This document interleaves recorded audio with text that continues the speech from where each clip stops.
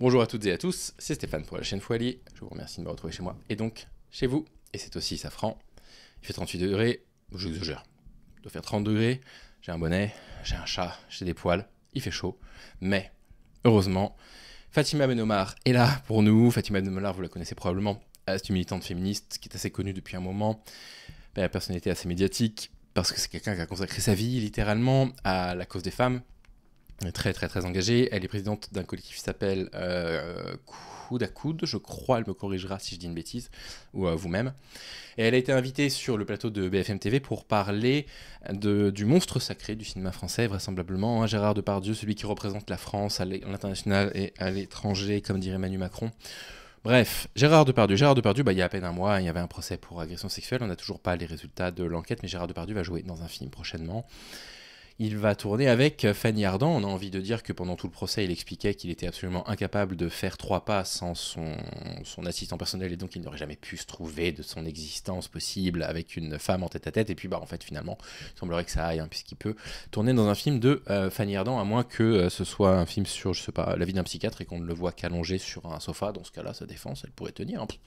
Vous laissez Gérard Depardieu sur un sofa, vous le laissez sans bouger, vous faites en sorte qu'il n'y ait jamais aucune femme qui n'entre dans la pièce, et dans ce cas-là, c'est safe. J'ironise parce que tout ceci me met en colère, mais Fatima Benomar, elle a des mots qui sont bien plus précis, ciselés que les miens, et donc on va l'écouter expliquer un petit peu son désarroi par rapport à ce qui se passe, où d'un côté le cinéma français essaye d'avancer vers, on va dire, quelque chose d'un petit peu mieux, et puis de l'autre côté, on a ce genre de choses qui arrivent, quoi. Fanny Ardant qui va redonner de l'espace médiatique, de l'exposition à Gérard Depardieu, alors qu'en plus de ça, n'oublions pas que son procès pour viol pourrait bien être tenu aux assises prochainement. On ne sait pas encore s'il y aura un procès sur les accusations de viol de Charlotte Arnoult.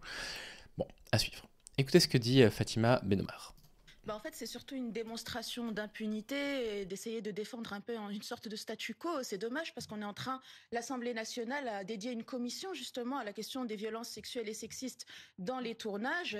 Elle a auditionné avec des un rapport acteurs, accablant, hein. voilà, des actrices, etc. Et on aurait pu espérer que quelque chose avance dans la prise de conscience et dans la responsabilisation des productions des personnes qui réalisent. Parce que là, on est forcément dans le cas d'une personnalité où il y a une avalanche, non seulement de témoignages de victimes, mais même de témoins oculaires. Vous parliez des volets verts. Il y a l'actrice Joanne T qui dit « Je l'ai vu de mes yeux fourrer ses mains sous les jupes de figurantes muselées par la peur, faire pleurer des techniciennes et des jeunes actrices plus vulnérables, grogner et susurrer toutes les grossièretés crasses possibles et imaginables. » Et on ne parle pas que de ce tournage-là. On se souvient que dans le tournage de Danton d'Andrés Vajda, il y a une figurante qui dit avoir vu de ses yeux Gérard Depardieu agresser sexuellement Emmanuel De Weber.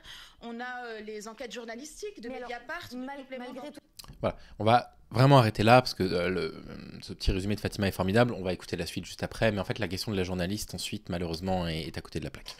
Non, il faut la question de la journaliste pour que je puisse développer mon propos. Ce qui explique parfaitement bien Fatima Benomar, c'est que vous avez là une personnalité sur laquelle il ne fait absolument aucun doute. Cette personne est dangereuse. Voilà, elle est dangereuse. C'est même pas une question de condamnation, pas condamnation, c'est même pas une question de procès, pas procès, c'est une question que maintenant il y a des victimes, il y en a beaucoup, et il y a des témoins, il y en a beaucoup, donc maintenant on sait. Ça veut dire quoi? Ça veut dire que lorsque vous mettez Gérard Depardieu dans certaines circonstances dans lesquelles il peut jouir d'une position de domination, c'est-à-dire à peu près toutes, hein, quand vous êtes Gérard Depardieu, vous êtes dominant même quand vous allez au supermarché, mais il y a un risque pour que il exerce de la violence masculine, parce qu'il s'agit d'une personnalité qui semble faire preuve de violence. Je suis obligé de parler au conditionnel pour éviter tout pépin, on va dire, judiciaire, en attendant qu'on ait le verdict du dernier procès, mais vous voyez ce que je veux dire. Voilà ce que la journaliste demande, et vous allez voir à quel point, du coup, je pense que je peux... Non, parce que je sais sur quoi je vais rebondir. Je vais vous dire ce que je pense, du coup. Ce que je veux dire par rapport à ça, c'est que, encore une fois, là, si vous avez des gens qui arrivent... En général, le pire, c'est quand ils sont de gauche. Hein. Là, c'est les plus pervers, les plus manipulateurs. À vous dire, oui, mais il faut penser à la question de la réhabilitation. Il y a un problème, parce que ça, c'est vraiment de la défense du discours du viol. Voilà, c'est de la culture du viol défendue. En général, c'est des hommes qui vont dire ça. Pourquoi? Parce que on se replace du point de vue de l'agresseur. Évidemment qu'il faudrait envisager de réhabiliter les personnes, mais réhabiliter quelqu'un, ça veut dire quoi? Ça veut dire lui donner une deuxième chance en société. On réhabilite une personne dont on est absolument convaincu que cette personne ne représente plus un danger. C'est là qu'il faut réhabiliter la personne. Si c'est simplement dire oui, bon bah voilà, il y a eu un procès, bon bah maintenant on verra bien ce que le procès donne, il faut le réhabiliter, il a le droit de retravailler comme n'importe qui. Et la question que je vous pose, c'est est-ce que vous êtes sûr qu'il va pas agresser sexuellement d'autres femmes? Et donc, qu'est-ce qui est le plus important pour vous, le bien-être de l'agresseur sexuel ou le bien-être des futures femmes qui, pour l'instant, n'ont pas vu leur vie détruite par un viol ou par une agression sexuelle? Les personnes qui, à ce stade-là, vont parler de réhabilitation, c'est des personnes qui font la promotion du discours du viol à 100%. Voilà. Et c'est très problématique pour moi qu'on en soit encore à entendre des discours de gauche actuellement, hein, de personnes qui continuent à dire oui, il y a des gens à gauche, ils veulent pas réhabiliter, sous-entendu que en fait, soit on est dans une démarche de réhabilitation, soit on est dans une démarche de judiciarisation avec de la prison et limite peine de mort, c'est limite la caricature des propos. Non, la prison n'est pas particulièrement utile. Hein. Alors le taux de récidive est relativement bas hein, en ce qui concerne les faits d'agression sexuelle, mais bon, voilà, si on pouvait faire sans la prison, évidemment, tout le monde s'en passerait, si on pouvait travailler sur bien évidemment, la réhabilitation le plus tôt possible, mais à la seule et unique condition, ça fera en fait n'importe quoi par terre, qu'il y ait une prise en charge des agresseurs, une prise en charge qui les prive d'une partie de leur liberté parce que la punition a quand même un sens, et ensuite avec des personnes qui vont leur expliquer voilà ce que vous avez produit comme violence, voilà ce que les personnes ressentent, etc. Et puis ce seraient ces personnes-là qui seraient chargées de dire bon ben voilà, la personne a compris l'impact de ses actes. Vous voyez ce que je veux dire? On peut envisager autre chose que de la prison. Mais parler de réhabilitation dans le cas de Gérard Depardieu, là, mais oui, d'accord. Et si on apprend qu'il y a une agression sexuelle ou un viol sur le tournage de Fanny Ardant, qui est responsable? Depardieu, évidemment, mais pas que. Bah, qui est responsable? Bah, la culture du viol. C'est la culture du viol qui a permis jusque-là aux agresseurs sexuels à continuer à travailler. Et la culture du viol n'est pas incarnée par Fanny Ardant qui l'a embauchée dans son film. Hein. C'est ça dont on va parler dans un instant. La culture du viol, elle est incarnée par toutes les personnes qui minimisent, toutes les personnes qui font des litotes, toutes les personnes qui, avant de s'assurer qu'une victime aille mieux, parle de la réhabilitation de son agresseur. Tout ça, c'est de la culture du viol. Et écoutez la question de la journaliste qui est très intéressante parce qu'elle est à côté de la plaque. Tout ça, est-ce que c'est finalement Depardieu qui accepte de tourner le problème ou Fanny Ardant qui lui propose un rôle? Bah, en tout cas, que ce soit Fanny Ardant ou quelqu'un d'autre, c'est-à-dire qu'encore une fois, on ne veut pas tenir compte. C'est quand même important parce que sans elle, il ne tournerait pas. Steven le disait, c'est devenu un paria dans le milieu. Il n'y a qu'elle aujourd'hui. Voilà, de toute façon, Fanny Ardant, elle a ses positions qui sont publiques. Hein. Elle a aussi défendu Polanski dans une affaire quand même où il prend une gamine de 13 ans et demi qu'il l'isole dans un château, enfin voilà, on connaît l'histoire. Donc et effectivement, il y a le fait de tenir compte du contexte qui est ce qui se passe dans le monde très particulier d'un tournage, c'est-à-dire un espèce de monde qui s'extrait finalement de la réalité où il y a une omerta qui est très tolérée. Oui, très bien. Donc là, en fait, ce qu'elle dit, c'est qu'en plus de ça, le milieu du cinéma est un milieu favorable aux agressions sexuelles avec ses stars, etc., l'omerta. La question de la journaliste, elle est intéressante parce qu'elle est mauvaise, parce que c'est une question qui ramène le problème à l'échelle individuelle, à savoir, ouais, mais qui est responsable actuellement? C'est Fanny Ardant, c'est Depardieu? J'ai un peu introduit la réponse il y a quelques instants. C'est la culture du viol en général. Ce qui permet aux agresseurs d'agresser, c'est évidemment le fait qu'ils aient créé un sentiment d'impunité qui leur permet d'agir. L'impunité, ils ne vont pas la sentir dans toutes les circonstances. Un agresseur n'est pas un agresseur H24 dans sa vie, bien évidemment que non, parce que s'il était un agresseur H24 dans sa vie, il serait perçu comme un agresseur par tout le monde, et donc la stratégie agresseur, il ne pourrait plus la mettre en place, il ne pourrait pas recruter d'alliés. Si tout le monde voit que c'est un agresseur, il va avoir évidemment moins d'alliés.